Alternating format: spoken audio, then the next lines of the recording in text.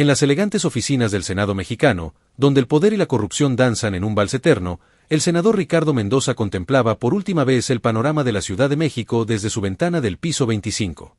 Sus manos temblaban mientras sostenía el documento que destruiría todo lo que había construido en 30 años de carrera política, una carta de renuncia que nunca pensó que tendría que escribir. Ricardo Mendoza no era como los demás políticos de su generación. Había llegado al poder con ideales nobles, con el sueño de transformar a México desde adentro, de ser la voz de los más necesitados. Pero el sistema lo había corrompido lentamente, como el óxido que carcome el hierro más resistente. Las decisiones difíciles, las alianzas cuestionables, los favores que debía a personas equivocadas, todo se había acumulado como una montaña de deudas morales que ahora amenazaba con aplastarlo. La mañana había comenzado como cualquier otra en su vida de senador. El desayuno en su mansión de las Lomas, el recorrido en su Mercedes blindado hacia el Senado, los saludos cordiales de sus colegas en los pasillos de mármol. Pero todo cambió cuando su asistente principal, María Elena, entró a su oficina con el rostro desencajado y una carpeta amarilla en las manos. «Senador», había dicho con voz quebrada, «tenemos un problema muy grave». La carpeta contenía fotografías, documentos bancarios, grabaciones de audio y una investigación periodística que sería publicada en menos de 24 horas en el periódico más influyente del país. Todo estaba ahí: los sobornos que había recibido de constructoras para aprobar proyectos urbanos ilegales, las cuentas bancarias en paraísos fiscales, las propiedades adquiridas con dinero público, las votaciones que había vendido al mejor postor. Pero lo más devastador no eran los crímenes que había cometido, sino los que le atribuían falsamente. Entre las acusaciones reales se mezclaban mentiras cuidadosamente fabricadas, evidencias plantadas con precisión quirúrgica para hacer que su caída fuera aún más espectacular. Alguien había orquestado una campaña para no solo destruir su carrera, sino para borrarlo completamente de la historia política mexicana. Ricardo sabía exactamente quién estaba detrás de esta conspiración: la senadora Victoria Salinas, su rival de toda la vida, una mujer fría y calculadora que había convertido la política en un juego de ajedrez donde los peones eran vidas humanas. Victoria había esperado pacientemente durante años el momento perfecto para asestar el golpe final, y ahora lo había encontrado. La estrategia de Victoria era diabólicamente brillante. Había recopilado evidencias reales de la corrupción de Ricardo durante años, esperando el momento adecuado para usarlas. Pero no se conformó con la verdad, decidió adornar su venganza con mentiras tan verosímiles que nadie podría distinguir entre lo real y lo fabricado. De esta manera, cuando Ricardo tratara de defenderse admitiendo algunas culpas pero negando otras, parecería un mentiroso desesperado tratando de salvar su pellejo. El peso de la traición era aplastante. Ricardo recordó las ocasiones en que había confiado en Victoria, los proyectos que habían trabajado juntos, las veces que habían compartido la misma visión para el futuro de México. Todo había sido una actuación de su parte, una obra de teatro donde ella interpretaba a la aliada mientras secretamente recopilaba munición para destruirlo. Las acusaciones falsas eran particularmente crueles. Lo acusaban de haber desviado fondos destinados a un programa de ayuda alimentaria para comunidades indígenas, dinero que supuestamente había usado para comprar una mansión en Acapulco. La realidad era que Ricardo nunca había tenido acceso a esos fondos, y la mansión había sido comprada por Victoria usando empresas fantasma, pero con documentos que hacían parecer que él era el verdadero propietario. También lo acusaban de haber aceptado sobornos de carteles de drogas para facilitar el tráfico en ciertas rutas. Esta acusación era especialmente dolorosa porque Ricardo había perdido a su hermano menor en la guerra contra el narcotráfico, y toda su carrera política había estado motivada por el deseo de limpiar al país de esa plaga. La ironía de ser acusado precisamente de lo que más odiaba era como una puñalada en el corazón. Mientras contemplaba el paisaje urbano desde su oficina, Ricardo reflexionaba sobre las decisiones que lo habían llevado a este momento. Sí, había cometido errores. Había aceptado dinero de constructoras, había votado leyes que beneficiaban a sus donantes, había usado su influencia para enriquecer a amigos y familiares. Pero nunca había traicionado a su país de la manera que ahora lo acusaban. La diferencia entre sus crímenes reales y las acusaciones fabricadas era crucial, pero sabía que nadie la entendería. En el juicio público de los medios de comunicación y las redes sociales, todas las acusaciones tendrían el mismo peso. Su reputación sería destruida de manera irreversible, sin importar qué parte de la verdad lograra demostrar. El teléfono de su escritorio sonó insistentemente, pero Ricardo no se atrevía a contestar.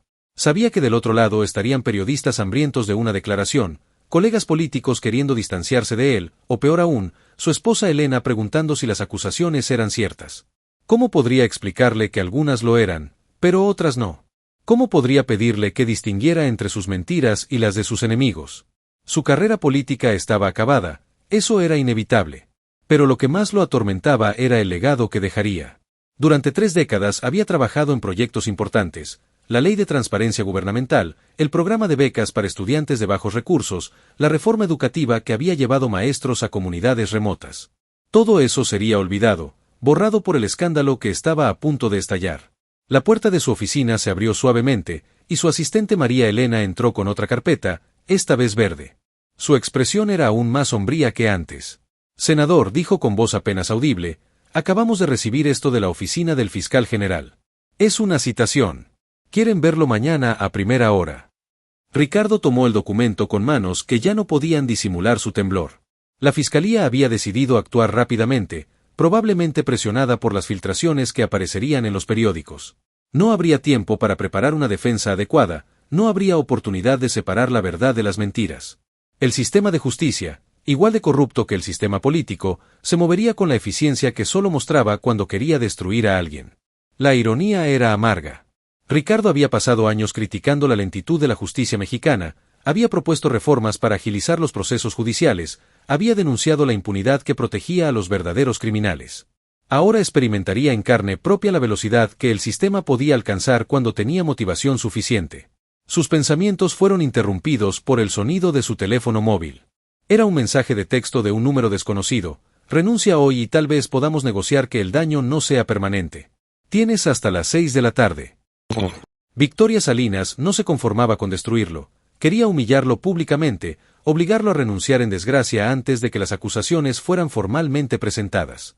Era su forma de asegurar que Ricardo no tendría oportunidad de defenderse desde el Senado, que no podría usar su posición para influir en la investigación. Ricardo caminó hacia su escritorio de caoba, donde había servido a México durante los últimos 15 años como senador. Sobre la superficie pulida estaban esparcidos los documentos de los proyectos en los que había trabajado recientemente: una propuesta de ley para proteger a periodistas, un programa de reforestación para combatir el cambio climático, una iniciativa para mejorar los sistemas de salud pública en zonas rurales. Todos esos proyectos morirían con su carrera. Los políticos que podrían continuar su trabajo se distanciarían de cualquier cosa asociada con su nombre. Las iniciativas quedarían archivadas en algún cajón burocrático, esperando que alguien más tuviera el valor de rescatarlas décadas después, cuando el escándalo fuera solo una nota al pie en los libros de historia. La carta de renuncia estaba casi terminada. Había trabajado en ella durante toda la mañana, eligiendo cada palabra cuidadosamente, tratando de encontrar una forma de admitir sus errores sin validar las mentiras de sus enemigos. Pero cada versión sonaba igual de patética, igual de desesperada. Al pueblo de México, había escrito, después de 30 años de servicio público, he decidido presentar mi renuncia irrevocable al cargo de senador de la República. Aunque niego categóricamente las acusaciones más graves que se han formulado en mi contra, reconozco que he cometido errores que han manchado la confianza que ustedes depositaron en mí. Las palabras se veían insignificantes en el papel, insuficientes para explicar la complejidad de la situación, inadecuadas para separar la verdad de la ficción. Pero no tenía más tiempo. Victoria había sido clara: la renuncia debía llegar antes de las 6, o las consecuencias serían aún peores. Ricardo se dirigió hacia la ventana una vez más, observando el tráfico que se movía como hormigas por las avenidas de la capital. Cada uno de esos vehículos llevaba personas con sus propias luchas, sus propias esperanzas, sus propios sueños. Durante 3 décadas había creído que estaba trabajando para ellos, pero ahora se daba cuenta de que había estado trabajando principalmente para sí mismo. El sol comenzaba a ocultarse detrás de los rascacielos, tiñendo el cielo de naranja y púrpura. Era hermoso y melancólico, como un atardecer en una película sobre finales amargos. Ricardo pensó en su infancia en Oaxaca, cuando su abuela le decía que cada atardecer era una oportunidad de reflexionar sobre el día que terminaba y prepararse para uno mejor. Pero para él ya no habría días mejores, al menos no en la política. Su futuro se extendía como un desierto de ostracismo y vergüenza, donde su familia tendría que cargar con el peso de su deshonra, donde sus amigos lo evitarían por miedo al contagio reputacional, donde su nombre sería sinónimo de corrupción y traición. El reloj de su escritorio marcaba las 5:45. Quedaban 15 minutos para el ultimátum de Victoria. Ricardo tomó su pluma Mont Blanc, la misma que había usado para firmar leyes importantes durante su carrera, y se dirigió hacia la carta de renuncia.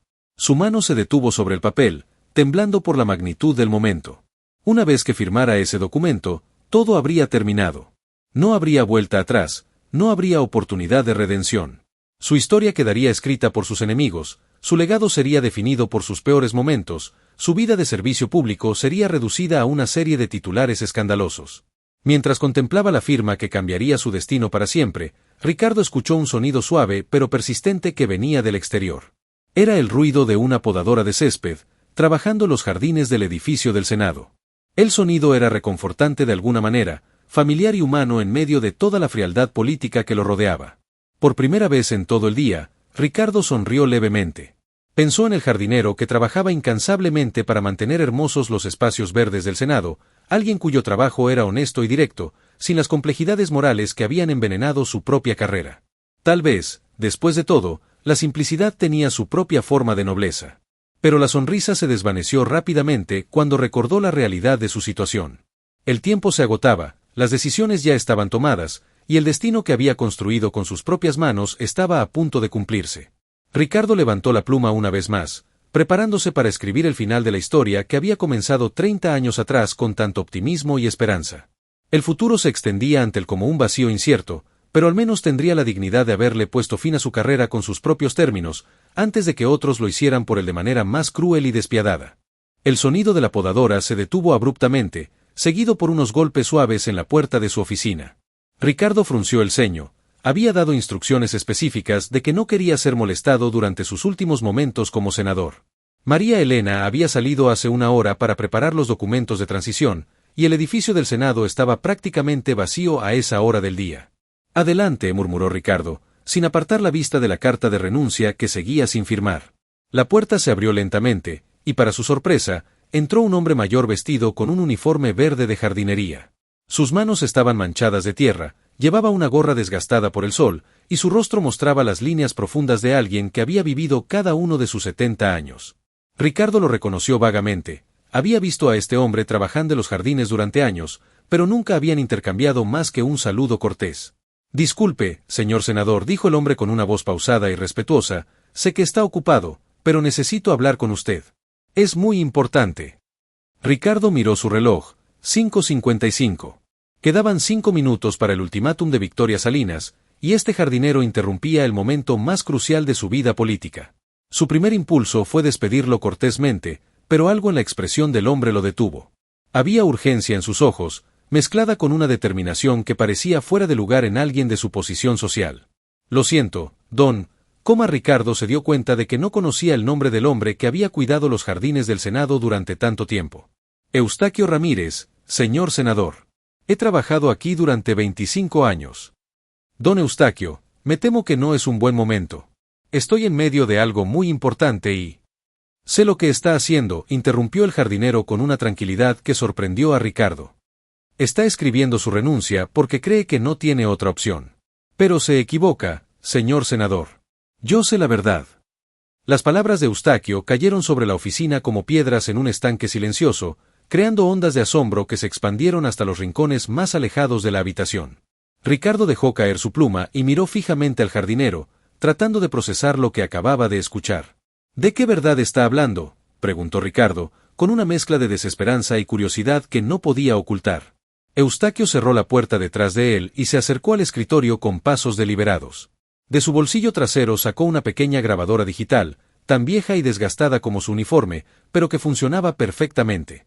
La colocó sobre el escritorio de caoba con el cuidado de alguien que maneja algo muy valioso. Durante 25 años, señor senador, he cuidado estos jardines como si fueran mi propia casa. He podado cada arbusto, he plantado cada flor, he limpiado cada sendero. Pero también he escuchado, señor. He escuchado conversaciones que la gente poderosa tiene cuando cree que nadie más está prestando atención.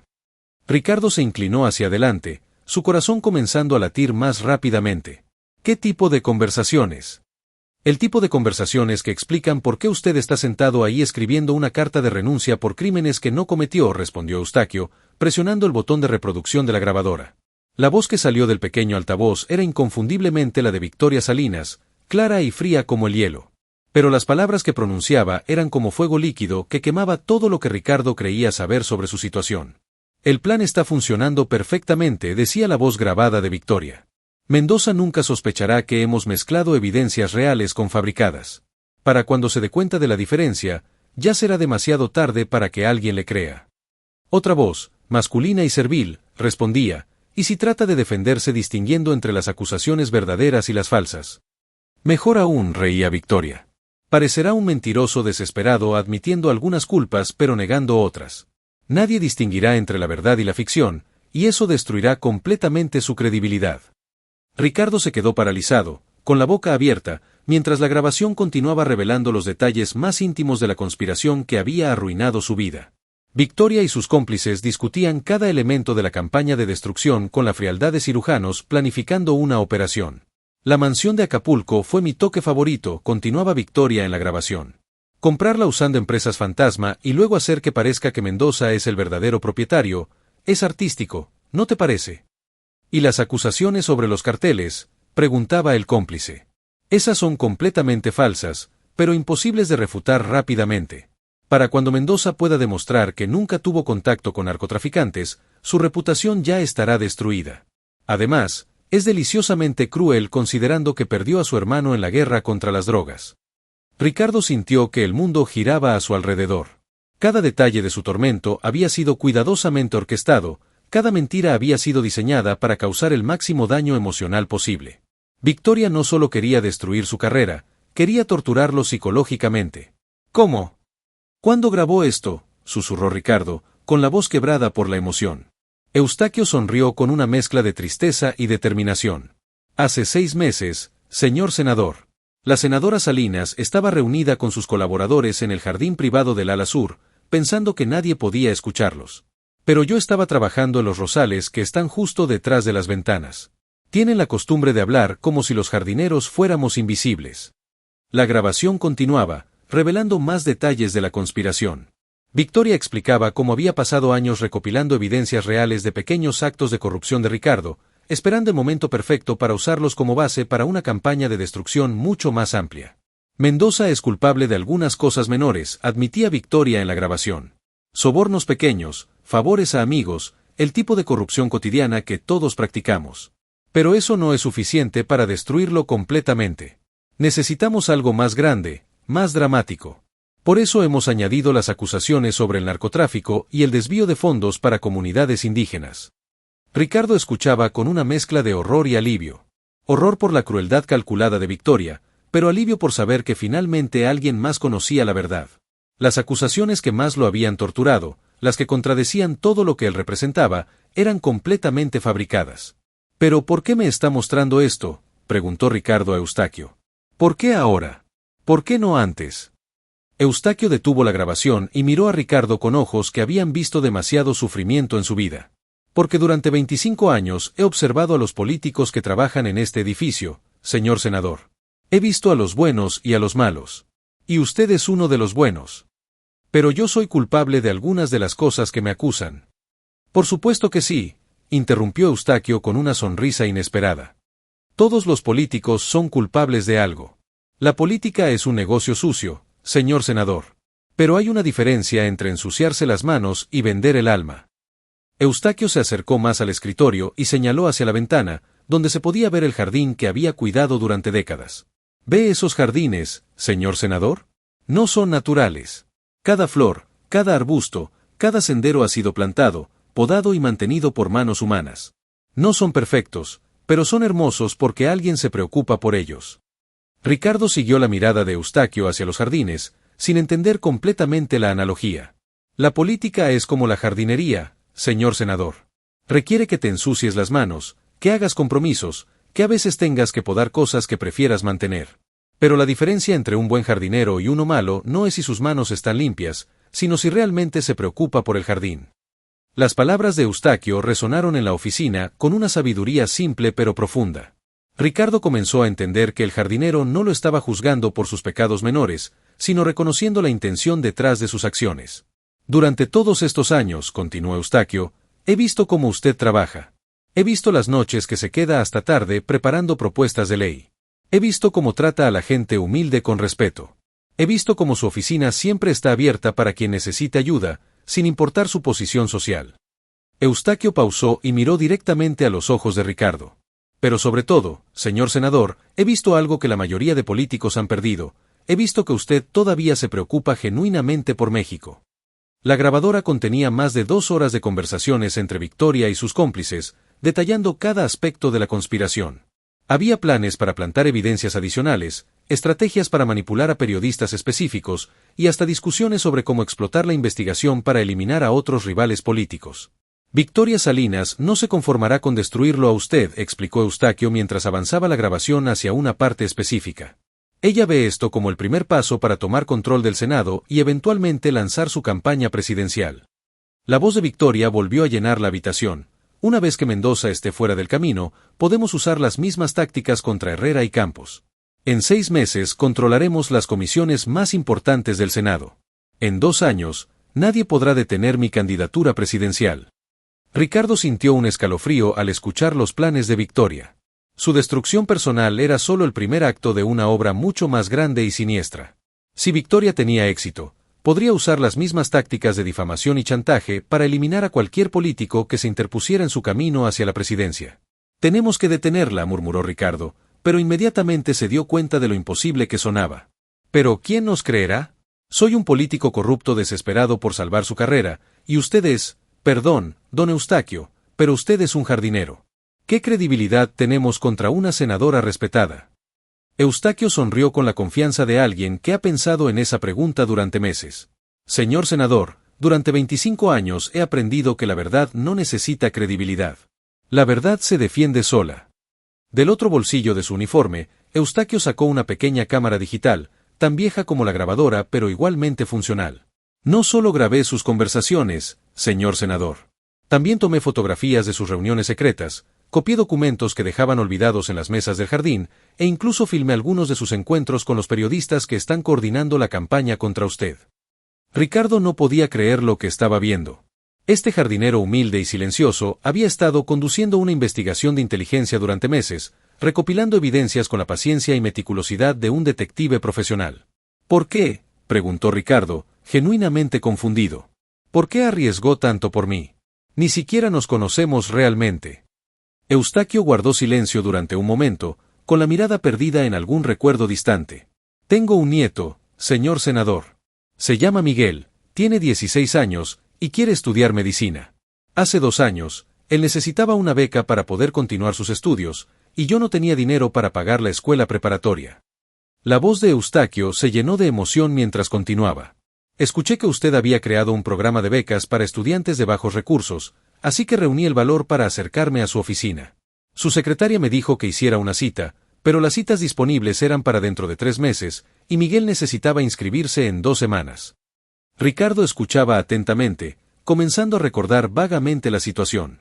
Yo estaba a punto de irme cuando usted salió de su oficina y me vio esperando la recepción. Me preguntó qué necesitaba, y cuando le expliqué la situación de Miguel, usted canceló su siguiente reunión para escuchar toda la historia. Ahora Ricardo recordaba perfectamente. El abuelo preocupado, el nieto brillante pero sin recursos, la urgencia de conseguir la beca antes de que cerrara el periodo de inscripciones. Usted no solo aprobó la beca inmediatamente, continuó Eustaquio, sino que llamó personalmente al director de la escuela para asegurar que Miguel fuera aceptado. Y cuando se enteró de que Miguel necesitaba libros y uniformes, usted pagó todo de su propio bolsillo. Las lágrimas comenzaron a rodar por las mejillas del viejo jardinero.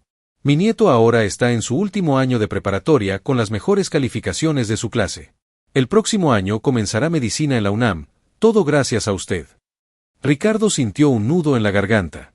Había ayudado a tantos estudiantes durante los años que había perdido la cuenta de casos individuales, pero ahora recordaba claramente a Miguel y la desesperación de su abuelo. Esa noche, siguió Eustaquio, Miguel me preguntó por qué un político tan importante había ayudado a una familia como la nuestra. Yo no supe qué responder. Pero después de meses de observarlo trabajar, después de ver cómo trata a la gente, después de escuchar sus discursos cuando cree que nadie está prestando atención, ahora sé la respuesta. Eustaquio se irguió con una dignidad que trascendía su humilde uniforme de trabajo. Usted ayudó a Miguel porque todavía recuerda para qué sirve realmente el poder político. No para enriquecerse, no para humillar enemigos, sino para cambiar vidas. El reloj en el escritorio de Ricardo marcaba las 6:05. El ultimátum de Victoria había expirado, pero por primera vez en todo el día, Ricardo no se sentía derrotado. La carta de renuncia seguía sin firmar sobre su escritorio, pero ya no parecía inevitable. Don Eustaquio, dijo Ricardo con una voz renovada, ¿está usted dispuesto a testificar? ¿A presentar estas evidencias públicamente? Porque debe saber que Victoria Salinas no se conformará con destruirme a mí. Si hacemos esto, ella tratará de destruirlo a usted también. El jardinero sonrió con la tranquilidad de alguien que ha tomado una decisión difícil después de mucha reflexión. Señor senador, he cuidado jardines toda mi vida. Sé que las plantas más bellas a veces crecen en el terreno más difícil, pero solo si alguien está dispuesto a protegerlas de las plagas que quieren destruirlas. Eustaquio recogió su grabadora y su cámara, guardándolas cuidadosamente en sus bolsillos. Miguel comenzará medicina el próximo año gracias a usted. Mi país necesita políticos como usted más de lo que necesita jardineros como yo. Es hora de que este viejo jardinero proteja algo más importante que flores. Mientras Eustaquio se dirigía hacia la puerta, Ricardo sintió que algo fundamental había cambiado en su perspectiva del mundo. Durante 30 años de carrera política había estado rodeado de asesores sofisticados, estrategas brillantes y aliados poderosos. Pero al final, su salvación había llegado de la mano de un hombre humilde que había dedicado su vida a cuidar jardines. Don Eustaquio, lo llamó Ricardo antes de que saliera de la oficina. ¿Cómo puedo agradecerle lo que está haciendo por mí? El jardinero se detuvo en el umbral y se volvió con una sonrisa paternal. No lo hago por usted, señor senador. Lo hago por Miguel, por todos los Migueles que todavía pueden beneficiarse de un político honesto. Y lo hago por México, porque un país es como un jardín, necesita jardineros que se preocupen genuinamente por él. Cuando la puerta se cerró detrás de Eustaquio, Ricardo se quedó solo en su oficina, pero por primera vez en días no se sentía aislado. La carta de renuncia seguía sobre su escritorio, pero ahora parecía un documento de otra era, un artefacto de su momento más oscuro que ya no tenía poder sobre él. Tomó la carta y la rompió lentamente, dejando que los pedazos cayeran como confeti sobre su escritorio de caoba. Cada fragmento que caía era una decisión de luchar, una negativa a permitir que la mentira triunfara sobre la verdad, una promesa de que la corrupción del sistema no lo derrotaría sin batalla. Su teléfono móvil vibró con otro mensaje de Victoria: se acabó el tiempo, Mendoza. Mañana por la mañana serás historia. Pero esta vez, Ricardo sonrió al leer las palabras amenazantes. Victoria tenía razón en algo, mañana sería historia. Pero no de la manera que ella esperaba.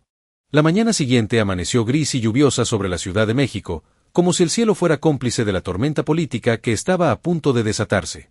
Ricardo Mendoza llegó al Senado más temprano que nunca, a las 5:30 de la madrugada, acompañado por Eustaquio Ramírez y un equipo de abogados constitucionalistas que había contactado durante la noche. La estrategia era arriesgada pero necesaria. En lugar de esperar pasivamente a que las acusaciones fueran publicadas en los periódicos de la mañana, Ricardo había decidido tomar la iniciativa. A las 9 en punto, justo cuando Victoria Salinas esperaba verlo renunciar en desgracia, él convocaría una conferencia de prensa para presentar las evidencias que Eustaquio había recopilado. Pero Victoria Salinas no era una política mediocre que se dejaría sorprender fácilmente. Durante sus 30 años de carrera había desarrollado un instinto sobrenatural para detectar amenazas, y esa mañana su instinto le gritaba que algo había cambiado en la dinámica del juego. A las 7 de la mañana, mientras Ricardo y su equipo preparaban la presentación de evidencias en una sala de conferencias, Victoria recibió una llamada alarmante de uno de sus contactos en el Departamento de Seguridad del Senado. Senadora, dijo la voz nerviosa al otro lado de la línea, Mendoza llegó muy temprano hoy, y no está solo. Trajo abogados, técnicos en audiovisuales, y está preparando algo grande en la sala de conferencias principal. Victoria sintió un escalofrío de preocupación. Ricardo se suponía que debía estar escribiendo su discurso de despedida, no organizando conferencias de prensa. Algo había salido mal en sus cálculos, y cuando las cosas salían mal en política, tendían a salir muy mal. ¿Qué tipo de material está preparando?, preguntó Victoria, tratando de mantener la calma en su voz. Equipos de audio y video, señora. Parece que va a presentar grabaciones. El corazón de Victoria se detuvo por un momento. ¿Grabaciones? ¿Qué grabaciones podía tener Ricardo? Durante meses había sido cuidadosa de mantener sus conversaciones conspiradoras en lugares privados, lejos de cualquier posible escucha. Pero un pánico frío comenzó a extenderse por su pecho mientras repasaba mentalmente todas las reuniones que había tenido con sus colaboradores. Sin perder tiempo, Victoria convocó una reunión de emergencia con su círculo más cercano. A las 7:30, su oficina estaba llena de asesores, abogados y colaboradores, todos con expresiones de preocupación mal disimulada.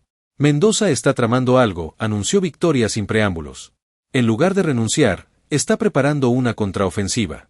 Necesito que revisen cada detalle de nuestra operación. ¿Hay alguna posibilidad de que haya conseguido evidencias comprometedoras? Los asesores intercambiaron miradas nerviosas. La operación para destruir a Ricardo había sido compleja y había involucrado a muchas personas. Cada eslabón adicional en la cadena de conspiración representaba un punto potencial de falla.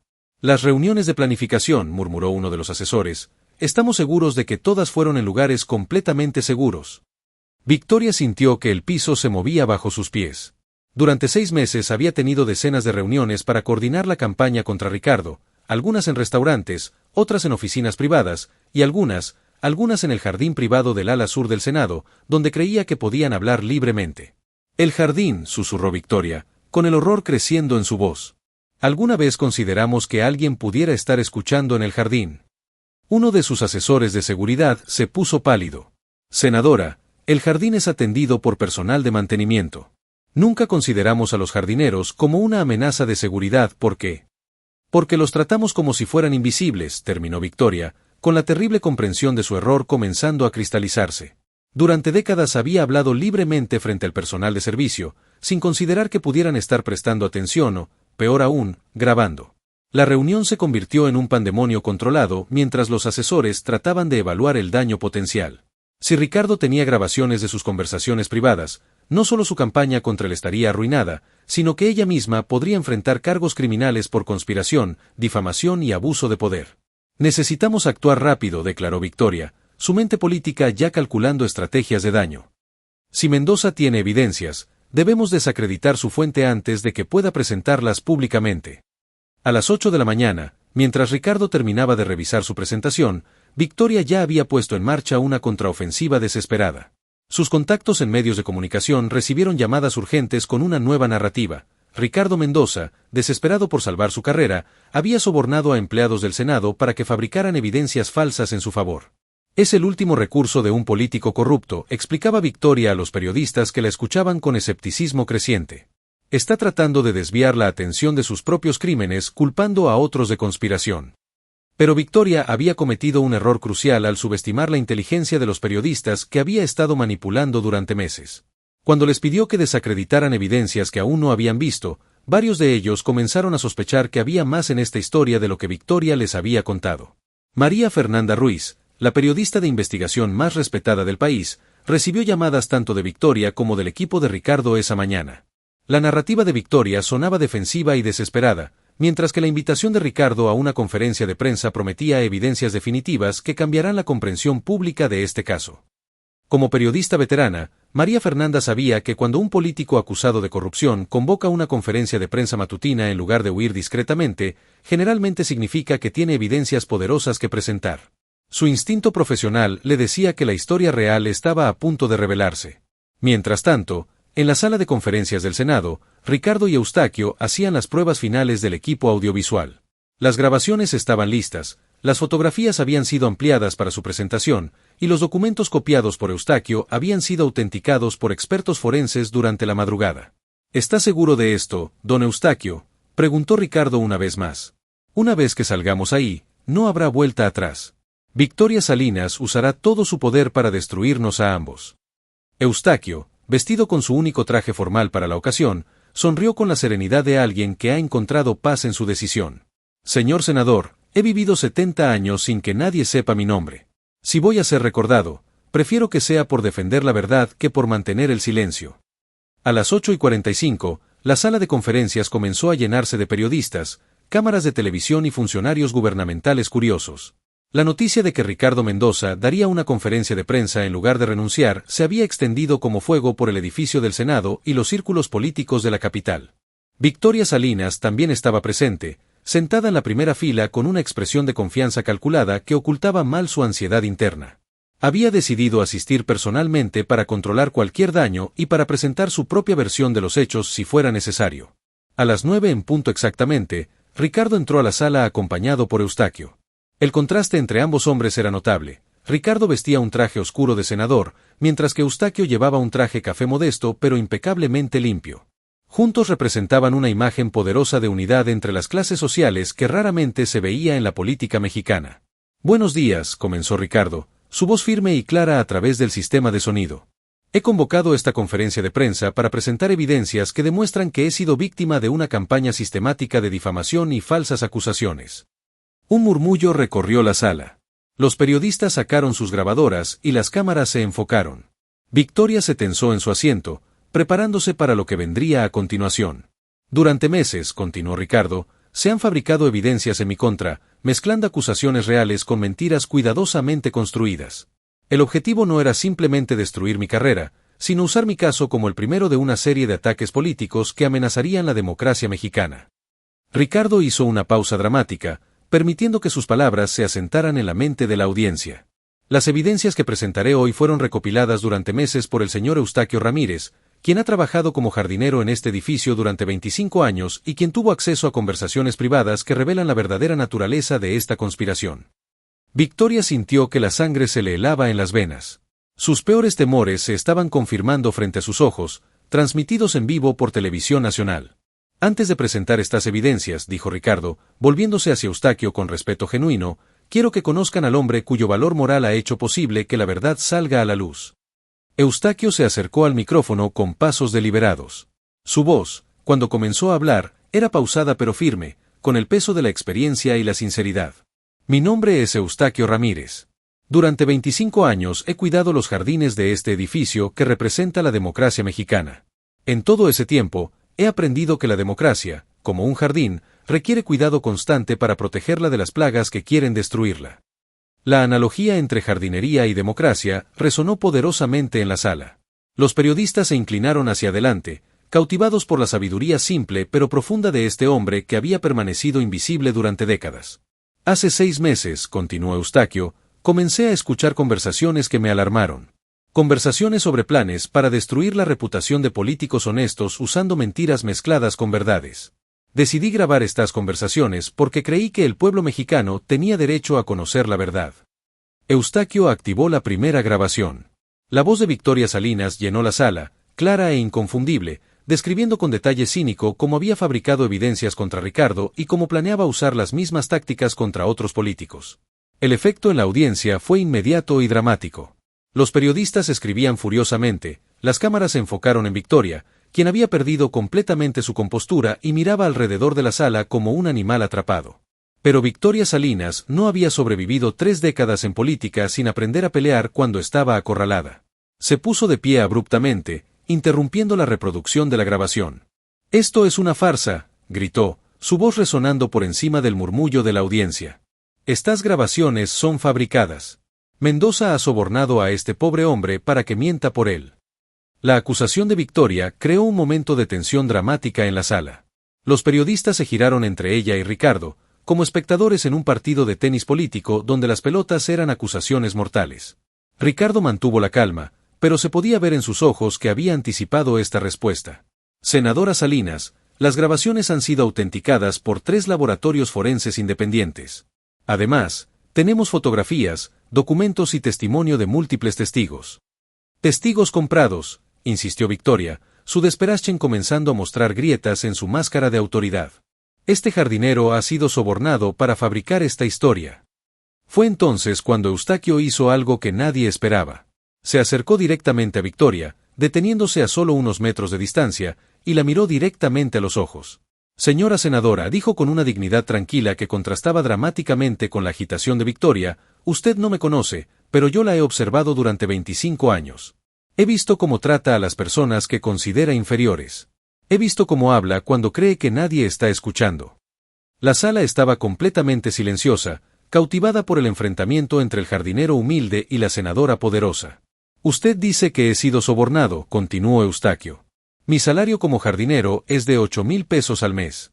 He trabajado honestamente durante 25 años para mantener a mi familia. ¿Cuánto dinero cree usted que tendría que ofrecerme a alguien para que traicionara mi conciencia?» Eustaquio hizo una pausa, permitiendo que la pregunta resonara en la sala. «Pero más importante, señora senadora, ¿cuánto dinero cree que necesitaría para fabricar evidencias tan detalladas y específicas sobre conversaciones que usted tuvo en privado?» La lógica simple pero incontrovertible de Eustaquio golpeó a Victoria como un martillo. Era imposible que alguien hubiera fabricado grabaciones tan específicas y detalladas sin haber estado realmente presente durante las conversaciones. Victoria intentó una última defensa desesperada. Las grabaciones podrían haber sido editadas. La tecnología moderna permite fabricar cualquier cosa. Pero Ricardo estaba preparado para esta objeción también. Los laboratorios forenses han confirmado que las grabaciones no han sido alteradas. Además, tenemos más de 20 horas de material grabado durante un periodo de 6 meses. Sería tecnológicamente imposible fabricar tal cantidad de material con ese nivel de detalle y consistencia. El peso de las evidencias comenzó a aplastar las defensas de Victoria. Una por una, sus explicaciones alternativas fueron desmanteladas por la lógica implacable de los hechos. La audiencia podía ver cómo una de las políticas más poderosas de México se desmoronaba en tiempo real. Pero el momento más devastador llegó cuando Ricardo reprodujo una grabación específica donde Victoria discutía los detalles íntimos de la vida familiar de varios políticos, incluyendo información que solo alguien con acceso a expedientes gubernamentales confidenciales podría conocer. En esta grabación, explicó Ricardo, la senadora Salinas demuestra conocimiento de información clasificada sobre las finanzas familiares, los problemas de salud y las vulnerabilidades personales de múltiples funcionarios públicos. Esto no solo confirma la autenticidad de las grabaciones, sino que también revela el alcance de su abuso de poder. La grabación continuó reproduciendo la voz de Victoria, describiendo cómo planeaba usar información personal confidencial para chantajear a otros políticos si no cooperaban con sus planes de poder. El escándalo ya no se trataba solo de las acusaciones falsas contra Ricardo. Se había convertido en una revelación sobre una conspiración mucho más amplia de abuso de poder, chantaje político y manipulación sistemática del proceso democrático. Los periodistas presentes se dieron cuenta de que estaban presenciando uno de los escándalos políticos más grandes en la historia reciente de México. Las preguntas comenzaron a llover sobre Victoria desde todas las direcciones. Senadora Salinas, ¿cómo explica que su voz aparezca en más de 20 horas de grabaciones? ¿Es verdad que planeaba usar las mismas tácticas contra otros políticos? ¿Qué responde a las acusaciones de que abusó de su acceso a información gubernamental confidencial? Victoria miró alrededor de la sala, buscando desesperadamente una salida, pero estaba completamente rodeada.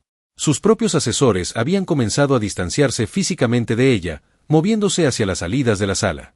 En un último acto de defensa desesperada, Victoria señaló acusadoramente hacia Ricardo.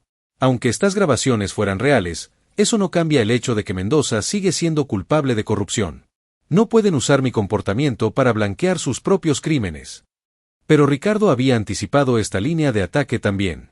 Se acercó al micrófono con una expresión de dignidad serena que contrastaba dramáticamente con la agitación de Victoria. La senadora Salinas tiene razón en una cosa, dijo Ricardo, sorprendiendo a toda la audiencia. Yo sí soy culpable de algunas formas de corrupción menor. He aceptado donaciones cuestionables, he votado leyes que beneficiaron a mis contribuyentes, he usado mi influencia para ayudar a amigos y familiares. Un murmullo de sorpresa recorrió la sala. Nadie había esperado que Ricardo admitiera culpabilidad en público. La diferencia, continuó Ricardo, es que yo estoy dispuesto a admitir mis errores y enfrentar las consecuencias apropiadas por ellos. Pero no estoy dispuesto a ser destruido por crímenes que no cometí, especialmente cuando esa destrucción es parte de un plan para socavar la democracia mexicana. La honestidad brutal de Ricardo creó un momento de silencio reflexivo en la sala.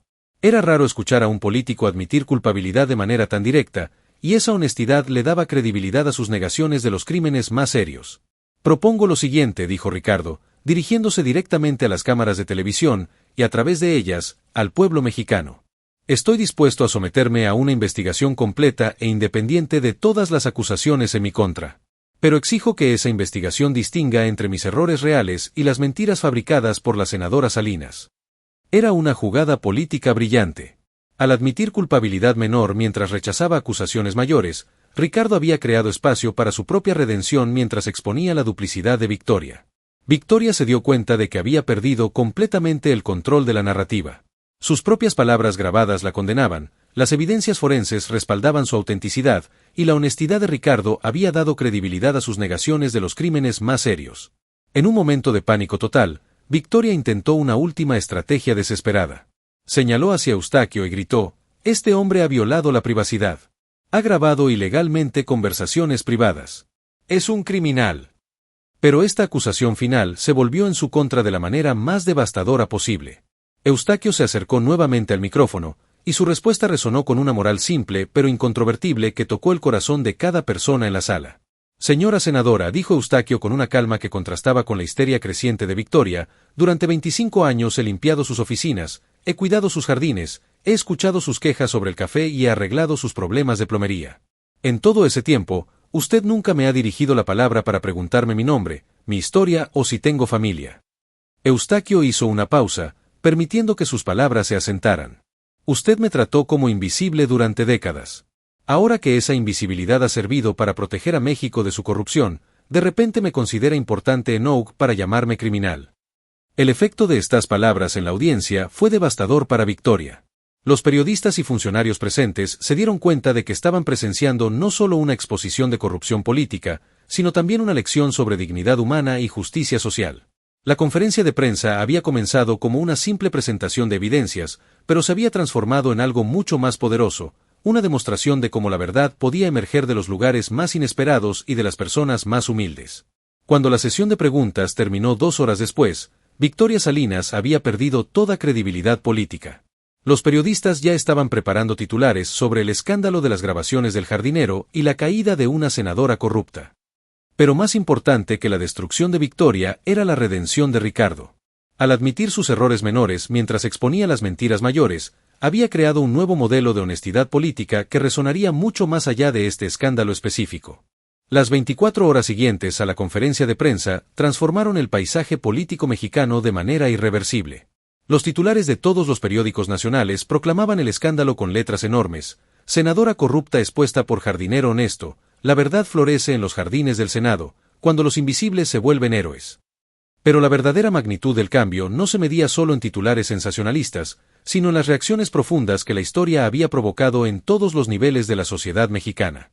En su oficina del Senado, Ricardo recibía llamadas de colegas políticos, periodistas internacionales y ciudadanos comunes que querían expresar su apoyo. Pero la llamada que más lo conmovió llegó a las 10 de la mañana del día siguiente a la conferencia.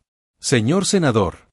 Era la voz de Miguel, el nieto de Eustaquio, quien ahora tenía 17 años y estaba en su último año de preparatoria. Quería agradecerle por defender a mi abuelo. Toda la escuela está hablando de él como un héroe. Ricardo sonrió, recordando al joven tímido que había conocido 2 años antes cuando buscaba desesperadamente una beca.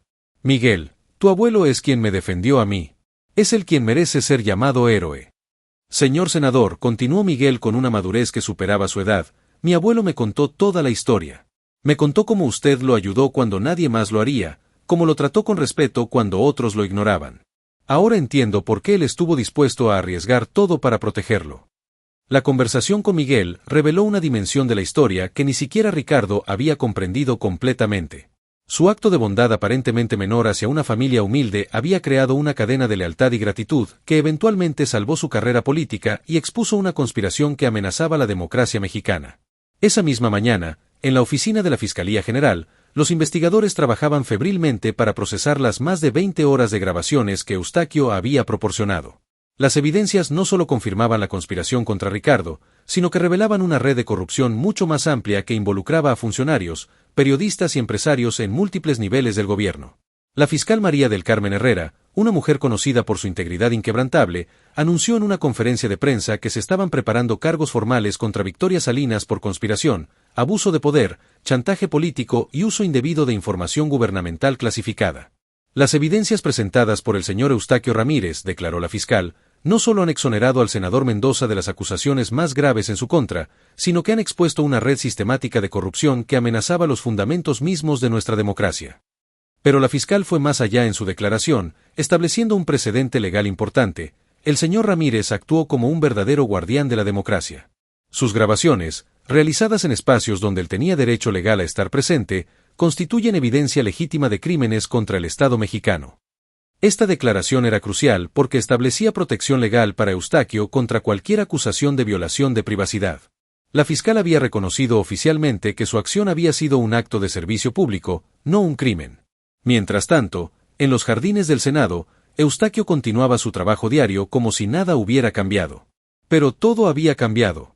Los senadores, que durante 25 años lo habían tratado como invisible, ahora se detenían para saludarlo por su nombre, para agradecerle su servicio, para preguntarle sobre su familia. Es extraño, señor senador, le confesó Eustaquio a Ricardo durante un almuerzo que compartieron en el jardín. Durante 25 años nadie me veía realmente. Ahora todo el mundo quiere conocerme. Pero yo soy la misma persona que era antes. Ricardo reflexionó sobre las palabras de Eustaquio. No, don Eustaquio. Usted siempre fue extraordinario. Lo que cambió es que ahora todos los demás pueden verlo. La conversación fue interrumpida por la llegada de un grupo de reporteros internacionales que querían entrevistar a Eustaquio sobre su papel en el escándalo. CNN, BBC, The New York Times, todos querían contar la historia del jardinero mexicano que había expuesto la corrupción política con grabaciones secretas. Pero Eustaquio manejó la atención mediática con la misma humildad con la que había manejado su anonimato durante décadas.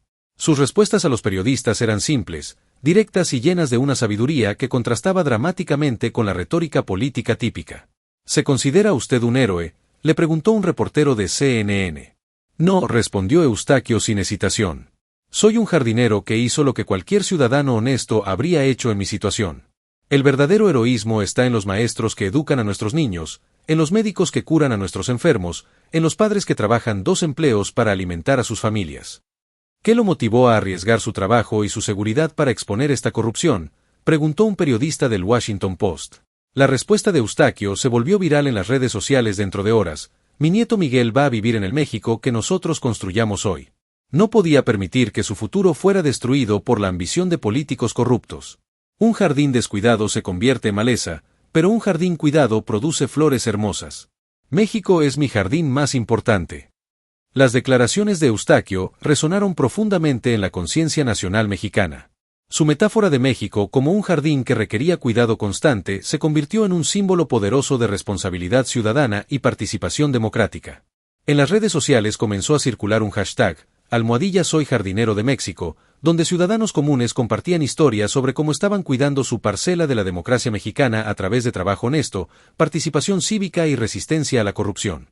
Pero la historia también tuvo un impacto profundo en Ricardo, quien comenzó a reexaminar fundamentalmente su enfoque de la política. En una serie de entrevistas con periodistas, admitió abiertamente sus errores pasados y propuso reformas concretas para combatir la corrupción sistémica.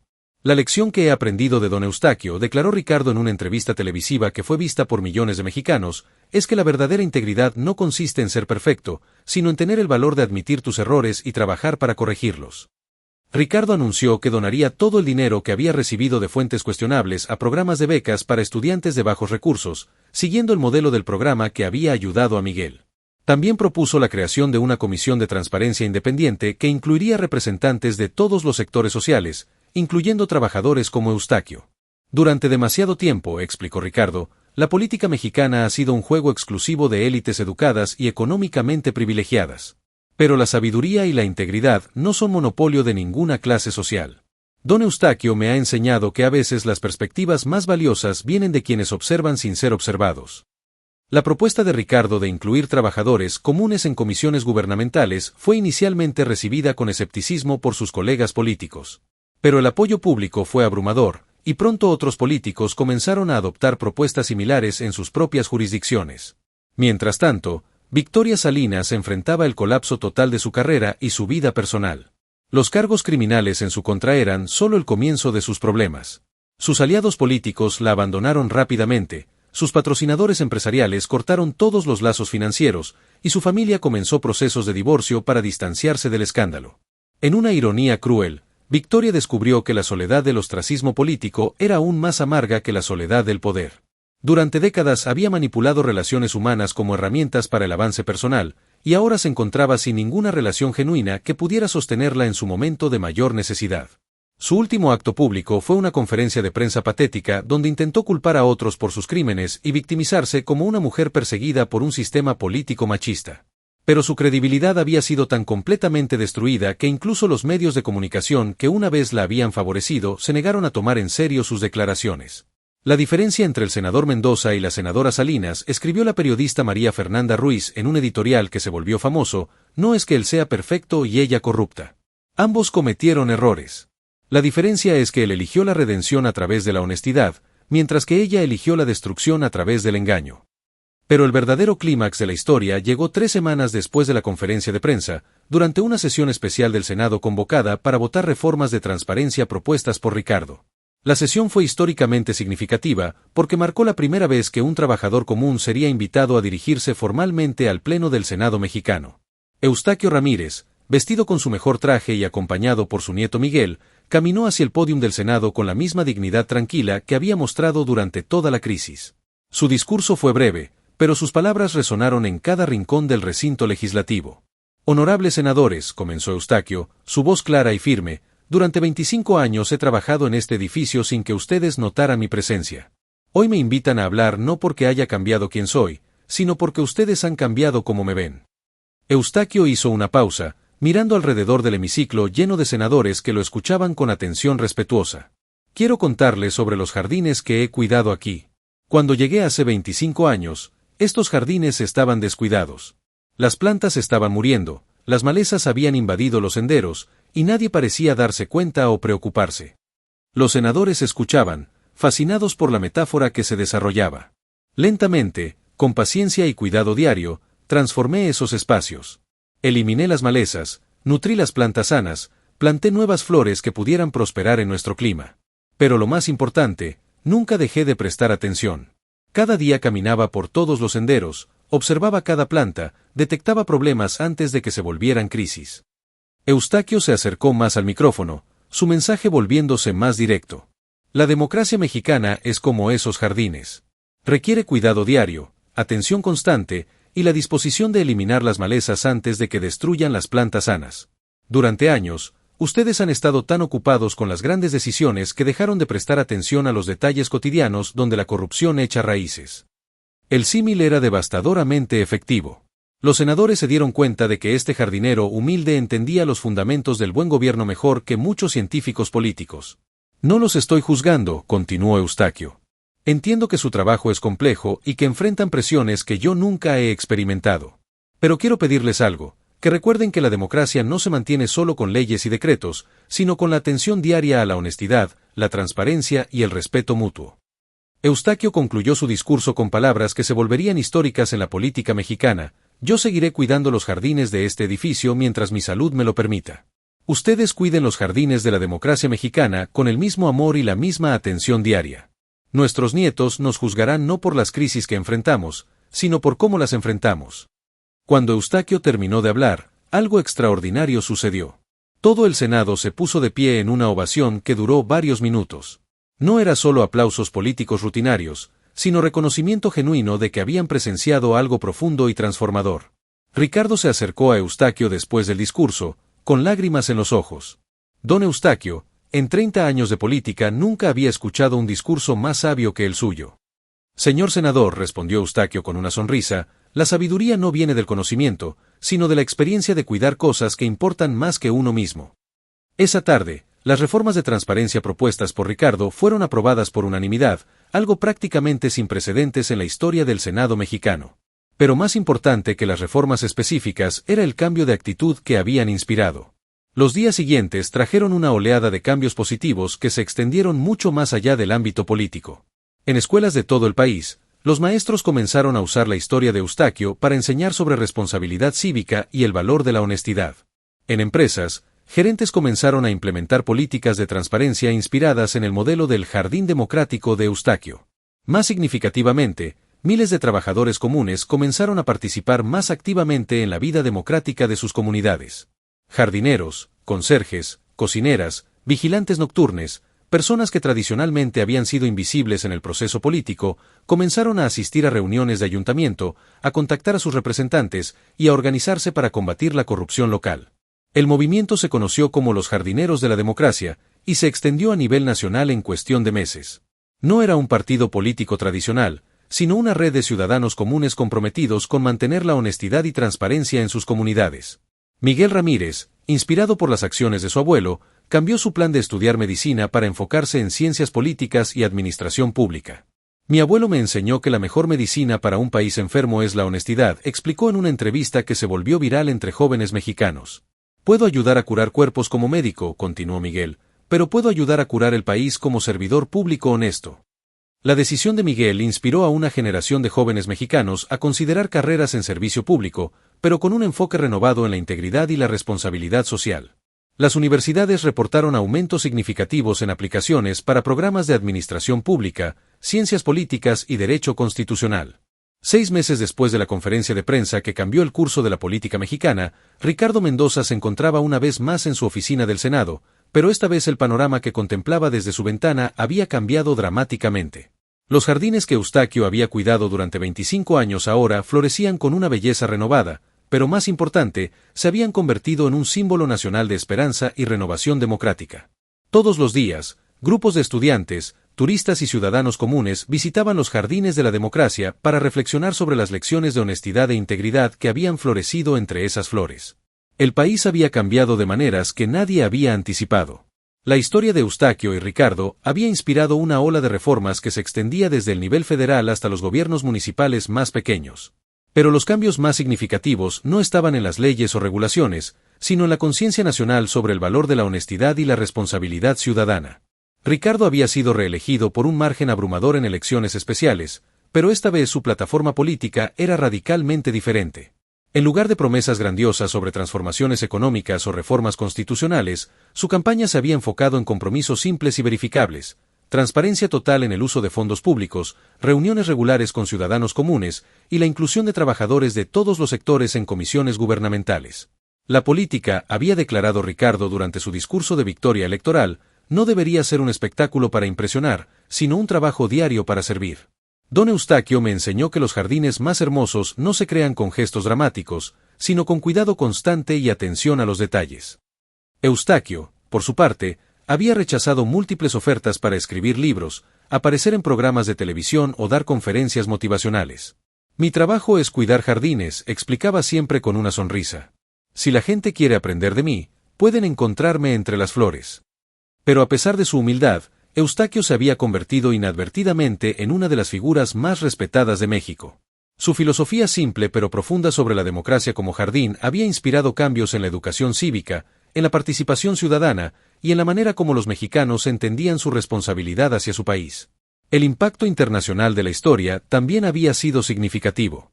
Medios de comunicación de todo el mundo habían cubierto la revolución del jardinero como un ejemplo de cómo la integridad individual podía catalizar cambios sistémicos. Universidades de Estados Unidos, Europa y América Latina invitaron a tanto Ricardo como Eustaquio para hablar sobre gobernanza democrática y participación ciudadana. Aunque Eustaquio declinó la mayoría de estas invitaciones, sí aceptó una: hablar en la Universidad Nacional Autónoma de México ante estudiantes de ciencias políticas. Su mensaje fue característicamente simple y poderoso. Jóvenes estudiantes, les dijo, ustedes están estudiando teorías complicadas sobre gobierno y democracia.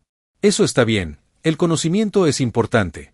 Pero no olviden nunca que la democracia más sofisticada del mundo fracasará si las personas que la manejan no tienen integridad básica. Los estudiantes escucharon con atención mientras Eustaquio continuaba: no necesitan ser perfectos para servir a su país. El senador Mendoza no era perfecto, yo no soy perfecto, ninguno de ustedes será perfecto.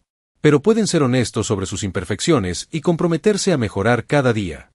La charla de Eustaquio en la UNAM fue grabada y se volvió uno de los videos más vistos en la historia de YouTube México, con más de 50 millones de visualizaciones en su primer año. Comentarios de jóvenes de todo México expresaban gratitud por el ejemplo de que el heroísmo podía encontrarse en acciones cotidianas de honestidad e integridad. Mientras tanto, Victoria Salinas había sido condenada a 15 años de prisión por conspiración, abuso de poder y corrupción. Pero su castigo legal era insignificante comparado con su castigo social. Se había convertido en un símbolo de todo lo que estaba mal con la política tradicional, mencionada en libros de texto como un ejemplo de cómo la ambición descontrolada podía corromper el proceso democrático. En una ironía final, Victoria escribió una carta desde prisión que fue publicada en varios periódicos, donde admitía sus errores y expresaba arrepentimiento por sus acciones. Pero para entonces, su credibilidad había sido tan completamente destruida que incluso sus disculpas fueron recibidas con escepticismo. He tenido mucho tiempo para reflexionar sobre mis acciones, escribió Victoria, y me he dado cuenta de que perdí de vista el propósito fundamental del servicio público: servir al pueblo, no servirme a mí misma. La carta continuaba: la diferencia entre el senador Mendoza y yo no era que él fuera más inteligente o más hábil políticamente. La diferencia era que él nunca olvidó que su poder venía del pueblo y debía ser usado para beneficiar al pueblo. Algunas personas encontraron las disculpas de Victoria genuinas y conmovedoras. Otras las vieron como un último intento de manipulación desde prisión. Pero en ambos casos, su caída sirvió como una lección poderosa sobre las consecuencias de elegir la ambición personal sobre la responsabilidad pública. El legado más duradero de toda la saga fue el cambio fundamental en cómo los mexicanos veían la política y su propia participación en la democracia. Encuestas nacionales mostraban que la confianza en las instituciones gubernamentales había aumentado por primera vez en décadas, no porque los políticos fueran perfectos, sino porque habían demostrado capacidad para la honestidad y la reforma. Más significativamente, la participación ciudadana había aumentado dramáticamente a todos los niveles. Reuniones de ayuntamiento que antes atraían a 5 o 10 personas ahora se llenaban con cientos de ciudadanos interesados. Las oficinas de funcionarios electos reportaban aumentos del 300% en contactos de ciudadanos comunes. Lo que don Eustaquio nos enseñó, explicó un analista político en un programa de televisión nacional, es que la democracia no es algo que sucede cada 6 años durante las elecciones. Es algo que requiere participación diaria, atención constante, y la voluntad de todos los ciudadanos de actuar como jardineros democráticos en sus propias comunidades. El movimiento de los jardineros de la democracia había crecido hasta incluir millones de mexicanos de todos los sectores sociales. No tenía líderes formales, estructuras jerárquicas o agenda política específica. Su única unidad venía de un compromiso compartido con la honestidad, la transparencia y la participación activa en la vida democrática. En el primer aniversario de la conferencia de prensa que había expuesto a Victoria Salinas, Ricardo y Eustaquio se reunieron nuevamente en los jardines del Senado. Esta vez no estaban solos. Cientos de ciudadanos se habían congregado para una celebración informal de lo que habían comenzado a llamar el Día del Jardinero Democrático. Don Eustaquio, dijo Ricardo mientras caminaban entre las flores que habían presenciado el momento que cambió sus vidas, ¿alguna vez imaginó que su acto de valentía tendría estas consecuencias? Eustaquio sonrió mientras ajustaba una rosa que necesitaba poda. Señor senador, cuando plantas una semilla, esperas que crezca. Pero nunca sabes exactamente qué tipo de jardín será hasta que florece completamente. Miró alrededor del jardín lleno de familias, estudiantes, trabajadores y funcionarios públicos, todos compartiendo un espacio que simbolizaba la democracia renovada de México. Lo que hemos aprendido, continuó Eustaquio, es que la democracia es como cualquier jardín, puede florecer de maneras hermosas e inesperadas si la gente está dispuesta a cuidarla con amor y atención diaria. Ricardo reflexionó sobre el año que había pasado. Su vida había cambiado completamente, pero no de la manera que había anticipado cuando enfrentaba la ruina total. En lugar de perder todo, había ganado algo mucho más valioso, una comprensión renovada de para qué servía realmente el poder político. Don Eustaquio, dijo Ricardo, tengo una propuesta para usted. Eustaquio lo miró con curiosidad. El Senado está considerando crear una nueva posición, consejero de Integridad Democrática. Sería responsable de mantener la honestidad y transparencia en todas nuestras operaciones. No conozco a nadie más calificado para el puesto. Eustaquio se rió suavemente. Señor senador, le agradezco la oferta, pero mi trabajo ya está aquí. Estos jardines me necesitan, y francamente, creo que puedo servir mejor a México manteniendo mi posición actual. Ricardo no se sorprendió por la respuesta. En el último año había aprendido que la sabiduría de Eustaquio venía precisamente de su humildad y su conexión con el trabajo honesto y directo. Además, continuó Eustaquio con una sonrisa traviesa, alguien tiene que mantener estos jardines hermosos para que los políticos del futuro recuerden las lecciones que aprendimos aquí. Mientras el sol se ponía sobre los jardines del Senado, Ricardo observó a las familias que paseaban entre las flores, a los niños que corrían por los senderos y a las parejas que se sentaban en las bancas para conversar sobre sus esperanzas para el futuro de México. La historia que había comenzado con desesperación y traición había florecido en algo hermoso y transformador. No había sido la redención perfecta que aparece en las películas, sino algo más real y duradero, el reconocimiento de que la democracia, como un jardín, requiere el cuidado constante de personas ordinarias dispuestas a hacer cosas extraordinarias por amor a algo más grande que ellas mismas. Miguel Ramírez, ahora estudiante de primer año de Administración Pública en la UNAM, se acercó a su abuelo y a Ricardo mientras la celebración comenzaba a dispersarse. Abuelo, dijo Miguel, ¿qué piensas cuando ves todo lo que ha resultado de tu decisión de grabar esas conversaciones? Eustaquio puso su brazo alrededor de su nieto y miró hacia el futuro que Miguel representaba. Pienso que cada generación tiene la oportunidad de plantar semillas para la siguiente generación. Nosotros plantamos semillas de honestidad e integridad. Ahora es tu turno de cuidar ese jardín y plantar tus propias semillas para tus hijos. Miguel asintió con la seriedad de alguien que comprendía la responsabilidad que había heredado, no solo como nieto de Eustaquio, sino como ciudadano mexicano viviendo en una época de renovación democrática. No será fácil, continuó Eustaquio. Siempre habrá políticos como Victoria Salinas que tratarán de corromper el sistema para su beneficio personal. Siempre habrá tentaciones de tomar atajos, de ignorar problemas pequeños hasta que se vuelvan crisis grandes. Eustaquio hizo una pausa, sus palabras dirigiéndose no solo a Miguel sino a toda la generación de jóvenes mexicanos que heredarían la democracia renovada que él había ayudado a crear. Pero también habrá personas como el senador Mendoza, que tienen el valor de admitir sus errores y trabajar para corregirlos. Y habrá personas como todos ustedes, que entienden que la democracia no es un espectáculo para observar, sino un jardín para cuidar. Mientras las últimas familias salían de los jardines y las luces se encendían en el edificio del Senado, Ricardo se dio cuenta de que la historia que había vivido durante el último año sería recordada no solo como un escándalo político o una exposición de corrupción, sino como un momento de transformación en la conciencia democrática de México. La lección final de toda la experiencia era simple pero profunda. La democracia más fuerte no es la que tiene los políticos más perfectos, sino la que tiene ciudadanos más comprometidos con la honestidad, la participación activa y el cuidado constante de las instituciones que comparten. Como había dicho Eustaquio en su discurso histórico al Senado, los jardines más hermosos no se crean con gestos dramáticos, sino con atención diaria, amor constante y la sabiduría para eliminar las malezas antes de que destruyan las flores. México había aprendido esa lección de la manera más inesperada posible, a través de un jardinero humilde que se negó a permanecer silencioso cuando vio que las malezas de la corrupción amenazaban el jardín de la democracia que había cuidado durante 25 años. Y en los años venideros, cada vez que un ciudadano mexicano decidiera participar más activamente en su comunidad, cada vez que un político eligiera la honestidad sobre la conveniencia, cada vez que una persona ordinaria realizara un acto extraordinario de integridad, estarían honrando el legado de Eustaquio Ramírez, el jardinero que se convirtió en guardián de la democracia. Esta historia nos demuestra que los héroes más grandes a menudo vienen de los lugares más inesperados y que la integridad, sin importar cuán humilde sea su origen, siempre tiene el poder de transformar el mundo. ¿Conoces alguna historia similar de personas comunes que hayan hecho cosas extraordinarias por defender la verdad? ¿Qué crees que habrías hecho tú en la situación de Eustaquio? Comparte tu opinión en los comentarios y ayúdanos a crear una comunidad donde celebremos los actos cotidianos de honestidad e integridad que construyen una sociedad mejor. Si esta historia te inspiró, dale like a este video y suscríbete a The Human Tapestry para más relatos sobre cómo la bondad y la verdad pueden florecer incluso en los lugares más inesperados. Cada suscripción nos ayuda a continuar compartiendo estas historias que nos recuerdan lo mejor de la humanidad.